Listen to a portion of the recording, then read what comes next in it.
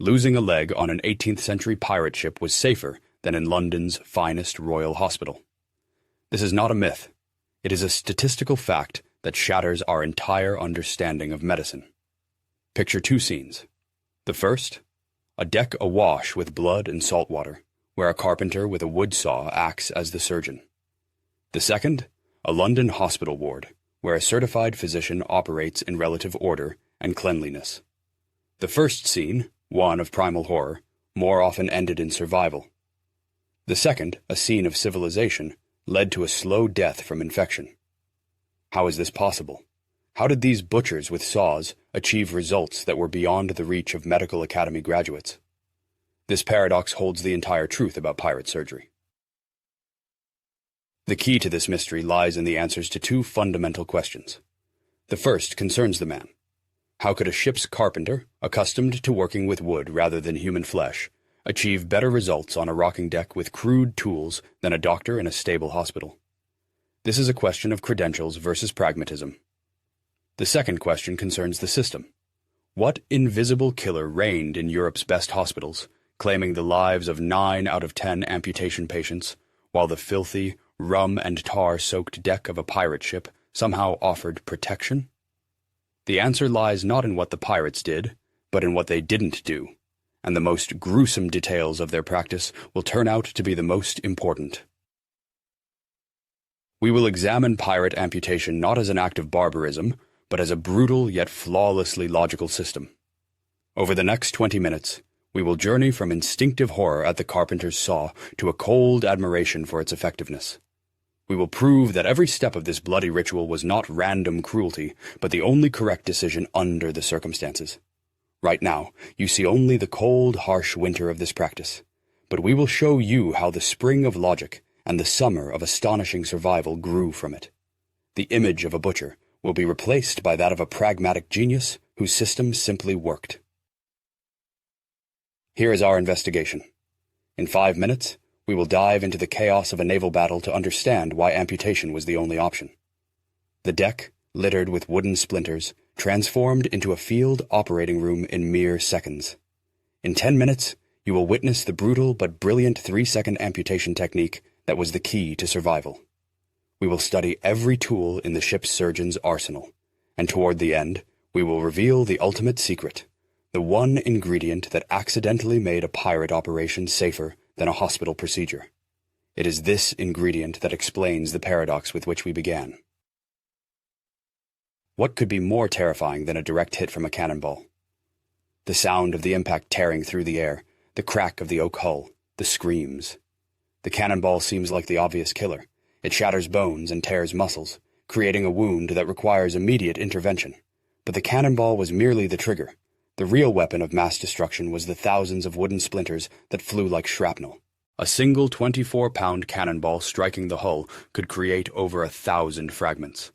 One clean wound instantly became hundreds of small, dirty ones that were impossible to clean. This total contamination started a countdown. The surgeon had minutes to outrun infection, and the only way to win this race was to cut off the entire affected battlefield. This decision had to be made in seconds, but making it was only the first move. Why did the mere darkening of the skin strike more terror into pirates than the sight of an enemy flag? The answer is one word: gangrene. This is not just tissue death from bacteria and lack of blood flow. For a pirate, it was a visible death timer. The threat was so systemic that it was built into the ship's economy. In Captain Bartholomew Roberts's articles, the loss of a right arm was valued at 500 pieces of 8, the equivalent of a sailor's annual salary. This wasn't accident insurance. It was a prepayment for the inevitable. The blackness slowly creeping up the skin was not a symptom, but a final countdown. And in this game with death, the surgeon had exactly one move left: remove the piece from the board. But the entire strategy fails if you don't have a board to play on. How did a leg torn off by a cannonball offer a better chance of survival than a single bullet wound to the abdomen? This paradox explains the brutal logic of pirate medicine. Any wound to the torso meant peritonitis, an infection that medicine couldn't handle for another 200 years. For such casualties, The surgeon had only rum and sympathy. But a limb injury, no matter how horrific, was a local catastrophe. It could be physically separated from the body, isolating the threat. It was like fighting a fire on a ship. A stomach wound was a fire in the powder magazine, an uncontrollable disaster. A leg wound was a fire in a single cabin. The solution was brutal but simple. Seal the hatch and let it burn out to save the ship. This cold logic determined who to save, but it didn't yet determine where to do it. The wounded man lies on the deck. Blood mixes with seawater and gunpowder residue. The gangrene clock is ticking. Logic suggests carrying him to a cabin where there is light and relative cleanliness. But pirates almost never did this. The operation was performed right there, on the deck, amidst the screams and smoke. This was not savagery, but a key principle of the system. Time spent on transport was time gained by the infection. The surgeon knelt directly on the blood-slick deck, and speed was more important than anything, more important than comfort, cleanliness, and even precision. So the stage is set in chaos. Now let's look at the actors and their grim props. How can you keep a scalpel on target when the deck is shifting beneath your feet? Common sense suggests brute force. The strongest sailors hold the patient in a death grip, while the surgeon braces against a mast, trying to catch a moment of calm. This is a picture of man battling the elements. But an experienced surgeon didn't fight the ship's roll. He synchronized with it. He would inhale with the rise of a wave, pausing, and make the precise cut on the exhale as the ship descended, using gravity as his ally. It was a dance with death, performed to the rhythm of the ocean. And the identity of the performer is the next paradox. Most often, this person was the ship's carpenter or cook, someone who had been fixing a mast or butchering a pig the day before. The choice seems pragmatic. They had saws and knives and weren't afraid of blood. But their main advantage was not what they knew, but what they didn't know. Their minds were not clouded by erroneous medical theories about miasmas and humoral balance. Their approach was purely mechanical. A shattered leg was like a broken mass to them. You don't treat it, you cut it off and replace it. This ignorance was a shield against the fallacies of the era. Their minds were clear of false theories. But what did they use to clean their instruments? The answer is obvious. Rum. The patient was given a bottle to dull the pain, and the surgeon wiped his instruments with a rag soaked in the same rum. The myth is that rum was an anesthetic, but the numbers debunk this. Achieving surgical anesthesia would require over a liter of strong rum, administered quickly, a dose that would more likely kill the patient than relieve the pain. The real, albeit unintentional, effect was different. By wiping their tools with it, pirates performed a primitive form of disinfection. The alcohol killed some of the bacteria. Rum didn't save them from the pain, but it could save them from infection. Pain was a guarantee. But the instruments that inflicted it were not always homemade. It is commonly believed that pirates used whatever was at hand, a carpenter's saw, a cook's knife. But this is only part of the truth. Professional surgical kits were one of the most coveted prizes during a boarding. Among the treasures found on Blackbeard's flagship, the Queen Anne's Revenge, were not only cannons, but also urethral syringes. Pirates were not just improvisers, but also collectors who understood that a good instrument was more valuable than gold. And so, the operating room is ready. The surgeon is in place. It's time to open his bag, which might contain anything from a rusty saw to a silver-plated scalpel taken from a Royal Navy doctor. How does a wood saw differ from a bone saw? A surgical saw is thin, light, with fine teeth for a clean cut. A carpenter's saw is heavy, coarse, with large teeth that tear tissue. Logic dictates choosing the surgical instrument, but pirate practice refutes this. The weight and aggressive teeth of a carpenter's saw allowed a femur to be sawn through in 3 strokes, in 3 to 5 seconds of agony. Working with a fine surgical saw could take up to a minute. The choice was dictated not by the desire for a perfect wound, but by the need to end the unbearable pain as quickly as possible. It was better to survive with a ragged stump than to die of shock during a neat operation. The saw solved the bone problem, but first the muscles had to be dealt with, and here pirates showed remarkable foresight. Why complicate things? It would seem one knife is enough to make a circular cut through the flesh to the bone. First, a large amputation knife was used to quickly slice through skin and muscle, but then another tool appeared, a long, thin, double-edged knife called a catling. Its function was counterintuitive. It wasn't used to cut, but to carefully scrape the muscles away from the bone for several centimeters above the saw line. This wasn't cruelty, but brilliant foresight. By leaving a clean section of bone, the surgeon created a cuff of skin and flesh. After the amputation, this cuff could be used to cover the wound, which promoted healing and the formation of a proper stump. They were thinking not just about survival in the moment, but about life after. But none of this would have mattered without solving the main problem: the fountain of blood. What simple mechanical device saved more lives at sea than any doctor? The primitive tourniquet, made of rope and a stick, had been known for a long time, but it was unreliable and often failed to completely compress the femoral artery. Everything changed around 1718 with the invention of the screw tourniquet. This was a metal bracket with a pad and a screw. It allowed for immense, even, and most importantly, controllable pressure. It was the screw tourniquet that made amputations on major arteries possible. It gave the surgeon precious minutes of a dry operating field, turning almost certain death into an operation with a chance of success.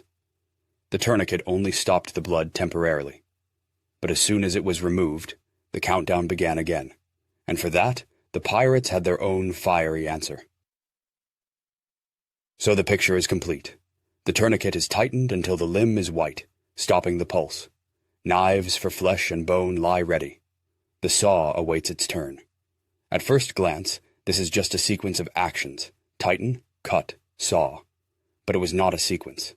It was a single, well-oiled mechanism, almost a ritual. The surgeon and his assistants acted as one team, where each instrument appeared in his hand at the right second. We have studied the tools. We understand the philosophy that dictated their choice.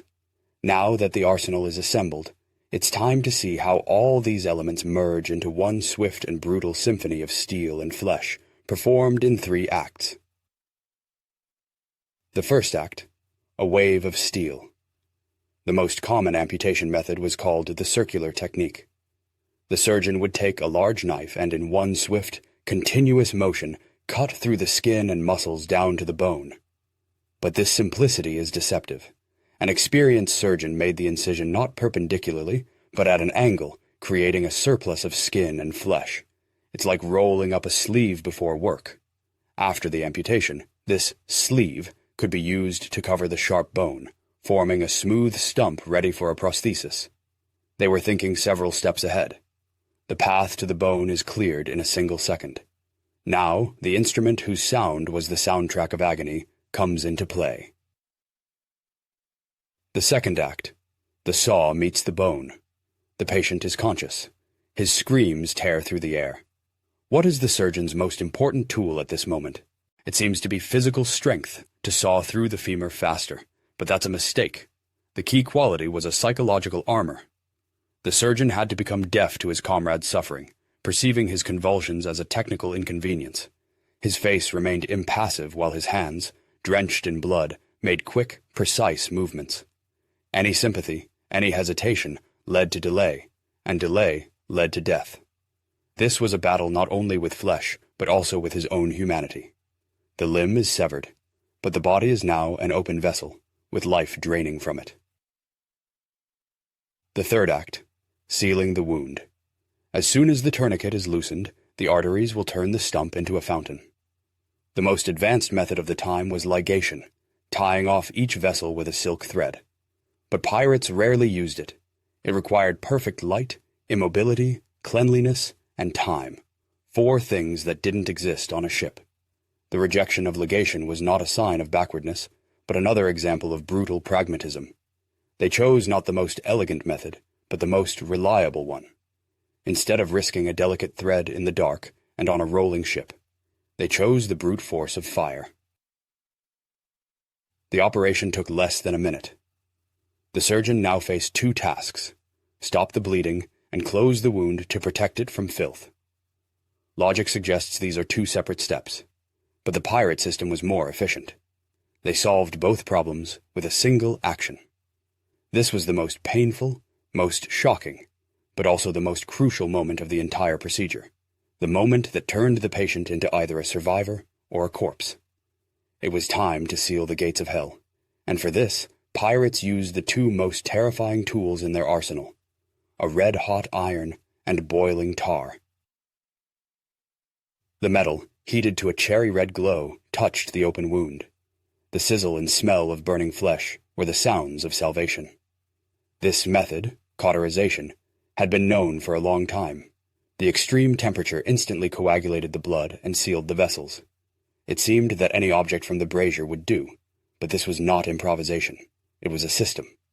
On ships, they used special cauterizing irons, flat ones for the surface, pointed ones for major arteries.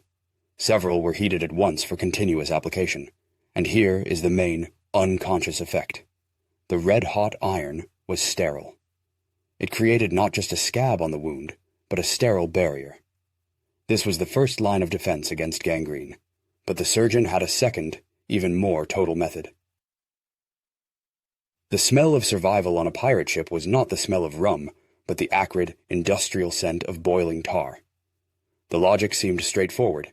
If tar seals a leak in the ship, it will stop a leak in a man. But the practice was far more horrific. The surgeon didn't just coat the wound. He completely submerged the stump in a cauldron of boiling liquid. Unlike the iron, which acted locally, the tar penetrated every crevice, instantly sealing hundreds of small vessels. It was a total solution. After cooling, the tar created a hard, waterproof, and antiseptic plug. It worked like a wax seal on a letter, completely isolating the living tissue from the filthy world. So, which to choose? The precision of the red-hot iron or the total coverage of boiling tar? This was not a matter of preference, but of cold anatomical calculation. For amputations of the arm or lower leg, where there were fewer arteries, cauterizing irons were often sufficient. But for a thigh amputation, where the femoral artery, as thick as a finger, could empty a body in 3 minutes, point cauterization was useless. The vast mass of flesh required a total solution. Only complete immersion in tar guaranteed a seal. Both methods created a physical barrier, but tar was the universal answer to the deadliest injuries, and its effectiveness was hidden not just in its physical properties. The bleeding has stopped. The wound is sealed with a black crust. In a hospital it would be cleaned and bandaged, leaving it vulnerable to infection. But the pirate's wound was hermetically sealed with a substance that didn't just create a barrier, but actively killed microbes. Until now, we've talked about mechanics, speed, tools, and physical isolation. Now, it's time to reveal the chemical secret. The chemical composition of ship's tar and cheap rum explains the paradox with which we began. The pirates were winning the battle against infection without even realizing it. The ship's sealant proved more effective than medical ointments. The logic seems superficial. Tar protects wood from rot, so it will protect flesh too. But the reality was more elegant. Ship's tar contains phenols, such as creosote, and terpenes.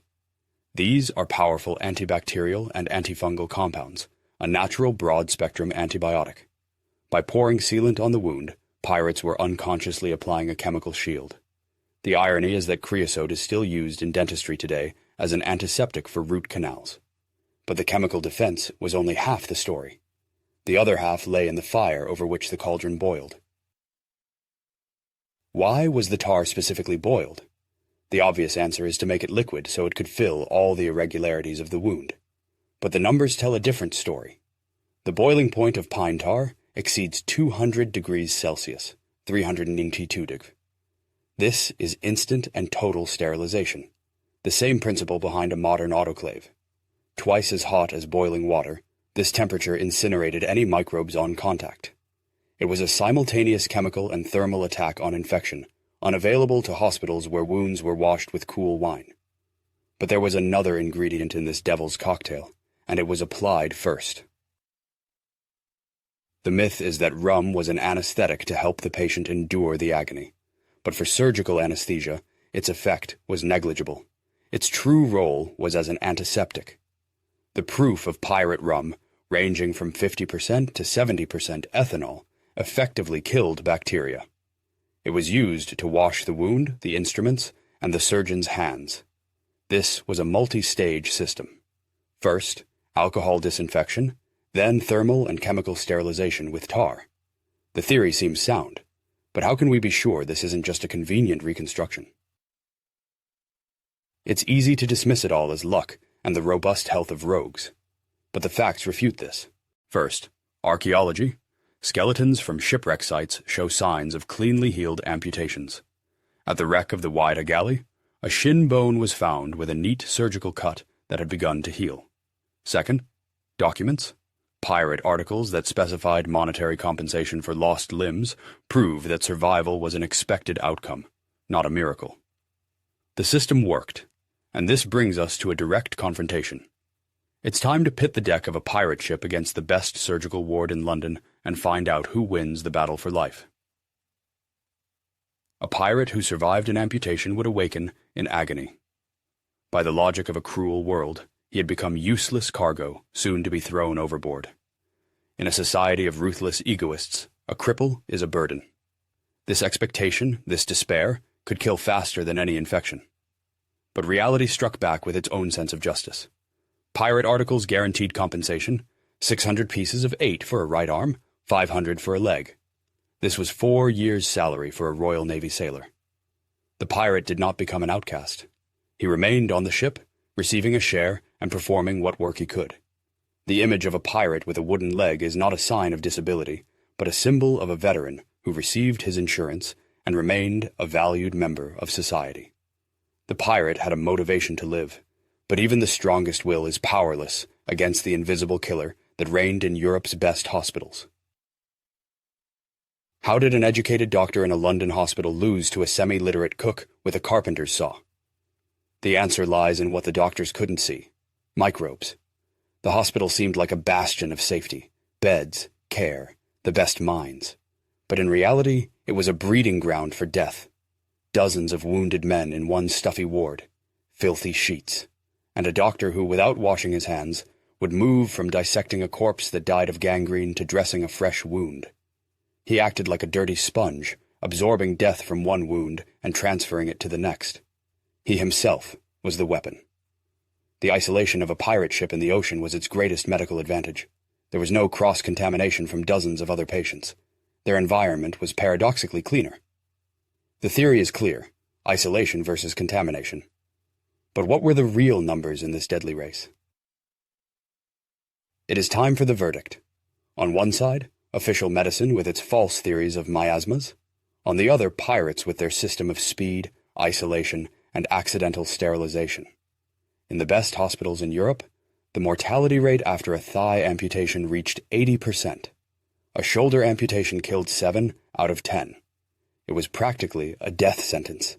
There are no precise statistics for pirates, but indirect evidence speaks for itself.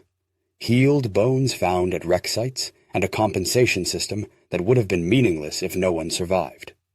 Historians estimate the survival rate on pirate ships was over 50%. Their system, based on brutal pragmatism, was objectively better. The chance of surviving an amputation on a rum-soaked deck was higher than in the finest surgical ward in Paris. We have solved the paradox, but this story is not just about pirates. It's about a universal principle that still works today. The mystery is solved, but this is not just an amusing anecdote about lucky rogues. It is a story of how innovation is born from necessity. Doctors and hospitals were constrained by theories and authorities. They couldn't discard what they had been taught. Pirates were free from dogma. They were interested in one criterion: does it work or not? Their system triumphed because it was a product of evolution, not theory. It developed like a riverbed, carving its path of least resistance, leaving only those methods that proved their strength. Every action, from the speed of the saw to the ladle of tar, was honed by harsh practice. In the final part, we will retrace the entire chain of the pirates' brutal logic, so you will change your view of them forever.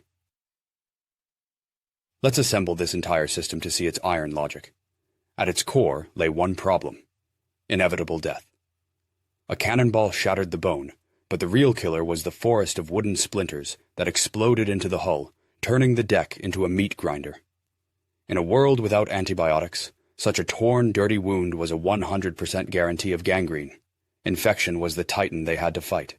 In a matter of days, it turned a strong sailor into a rotting corpse. This pressure created a deadly countdown, the golden hour of trauma, which forced them to cast aside pity and act. The problem was clear: inevitable death. Their answer was mechanical. The second link in the chain was this mechanical response. It combined speed, pragmatic tools, and blood control. The guillotine method, a quick circular cut, was a direct solution to the need for speed.